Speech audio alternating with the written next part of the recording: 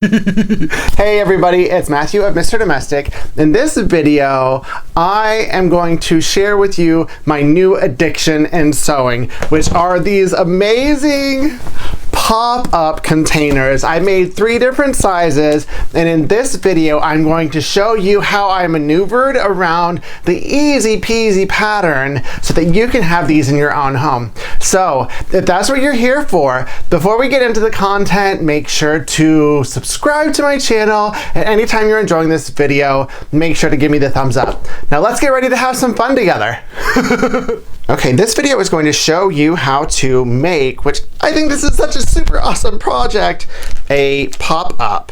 I'm not going to give you the specific pattern measurements because it's not my pattern and I think that's not cool, but I'm going to show you how to walk through it once you get all of these steps, because when I first read the pattern I was like, huh? And it took a minute, so this will help you avoid that huh part of making a super awesome thing. So this is what comes in the refill. You need all of this. Me, I don't necessarily need the elastic part, but if you want to be able to close this and transport that with you, then you'll need to attach this, and I'll show you where. It comes with this spring.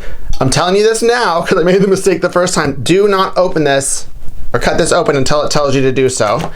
You will need safety pins, about 4 of them. It comes with a label, but it's like, this is mine, so I'm putting my label on it. So this is a piece of fabric. I've cut it out per the instructions, and it's going to fold over this way. This is going to be the inside. This is going to be the outside. Ooh, look at how I lined that up. So if it's non-directional fabric, you can use one piece. If it's directional, you'll need something different for the front and for the back. But essentially, this is going to be the side seam here. And just decide where you're going to put the label, like this. And I'm going to use some glue. I love me some glue, just to put it on there so I don't have to clip it or deal with it. And I'm going to do it label side down, because then when the seam flips open, it'll be the right side. So put some glue on the label right here. Where do I want it? Maybe about 1 inch above. That seems like a good spot. And then this is where you would need to clip it. If you're going to do the elastic, you need to put it down here or put it at the top, and then you'll also be able to hang the basket. You'll need to know where that top crease is going to be. But since I'm not using it, I'm putting it away. And then now I'm going to right sides together, fold this over, take this over to Felicia, stitch this up, and I will be right back. So now I have my pressing pad. This is so awesome. And I've stitched this per the seam allowance in the instructions. And now I'm just going to press it open. This is where the glue does its thing. Since I glued it that way, this is going to push the label the right way. I'm just gonna press it open. High steam. High heat. I just love everything on high steam. It's just my thing. I love me some heat. Well, since this is interfaced fabric, it's gonna do the work for me. Yay! And then these are the 2 interface circles per the instructions. And if you want to just mark it, just fold these like this to mark it right here. This is so you know where all the quarter marks are, and this will flatten out once it's in there. And then mark it on here too before you open it, so you know where that seam is, right? Boom, boom, boom. Marked it with my Frixion. Then I'll just match this mark to here. Get these 2 marks, and these are where these points will line up to here. But before I clip them and do all of that business, what we need to do is mess with this. So the outside of the bag for now is going to go on the inside. So fold over the inside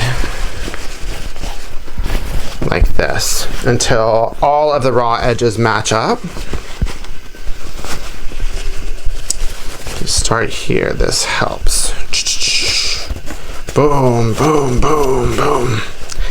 And try to make sure that the raw edges really match up. If they're not perfect now, just make sure whenever you sew them that they're perfect. But this is good to go. And this was the part in the pattern that I was like, huh? So here we go, right? There's an opening here. So you're gonna take these rings and put them inside like this to where it's inside. See, it's in between the two layers. You see it? Boom, there it is, right there. And then what you do with the safety pins is you haven't opened it yet. You want to try and get the taped part in between two of the safety pins, but you're gonna put a safety pin at every quarter to just keep this in place. See, a safety pin here to where this is gonna stay there.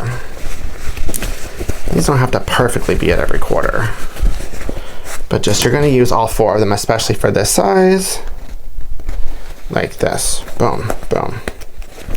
This is so novel, it's so cool. Boom, boom.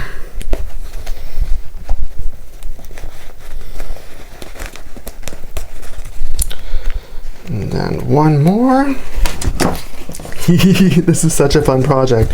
Anyway, I did it about every third. You know what? I'm not going to do another one. I don't feel like I need it. And now that this is all, like, the spring isn't going to move, right? And it was still there. So I'm going to take my scissors, and this is where you will cut the tape and release the spring, right? Like that. Remove the tape, find the other one. It should be right on the other half. There it is, good to go. Boom, see, this is the tape. This was what took me a minute to be like, huh? So now that part is gone, and this will take you so little time to make.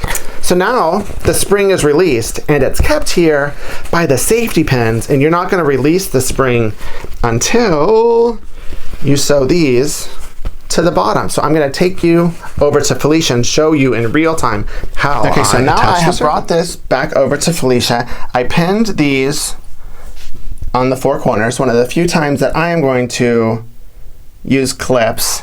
And to me, after I've made a couple, I probably won't use clips because, you know, geometry is a real thing, and if the pattern is right and all of the other sizes that I've made, it's been right, it's going to work out perfectly. But just start right where one of the clips would meet. And I'm gonna do it first with a straight stitch and then zigzag it, because this is going to be an exposed seam on the inside. And then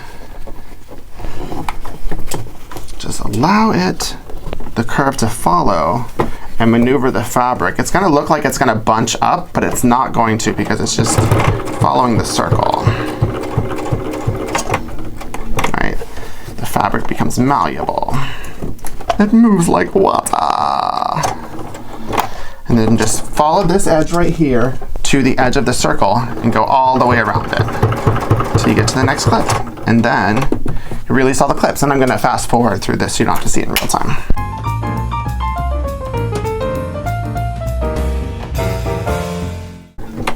Okay, now I've gone all the way around, and yes, it was perfection. The pattern was awesome. Geometry is my friend. But now I'm going to zigzag. So just change my stitch to a zigzag.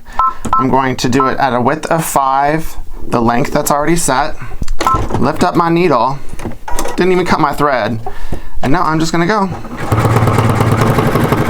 Zigzag that end around. Since this is an exposed seam on the inside, I think this will just make it cleaner. So I'll fast forward.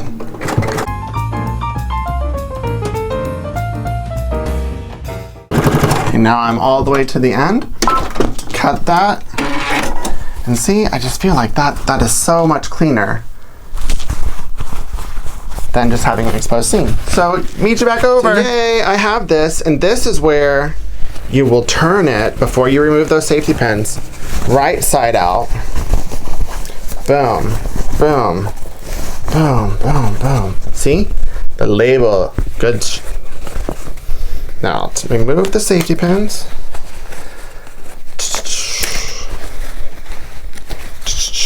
The spring will open.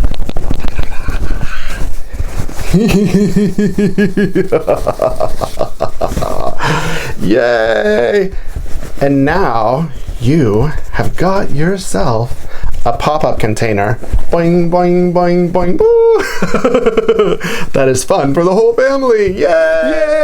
Yay! Pop-up, pop-up, pop-up! Now you can make a pop-up! Seriously, this was one of the quickest and most gratifying and satisfying projects that I've done in a hot minute. So if you enjoyed this video, had a laugh, or learned a tip or a trick, make sure to give it the thumbs up and don't forget to subscribe to my channel.